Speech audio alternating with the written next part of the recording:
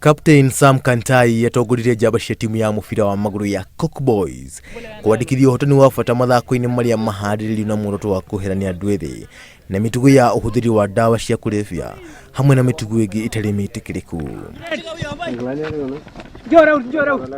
Timu 14 nĩcio iranyitaga itemi ngucanio-inĩ ya ciumia ithatũ na iria iraharĩrĩirio nĩ gĩkundi kĩa andũ ethĩ kuma mwena wa Talek.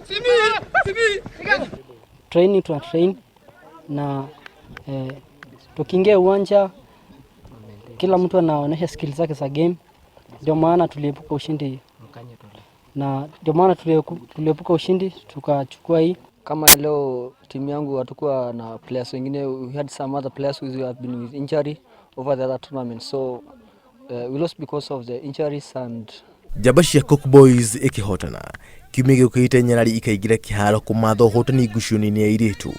Mũbango ũyũ ũgĩtirihwo na mĩbango ya gũtheria rũnyanjara rwa nyamũ rwa Masai Mara.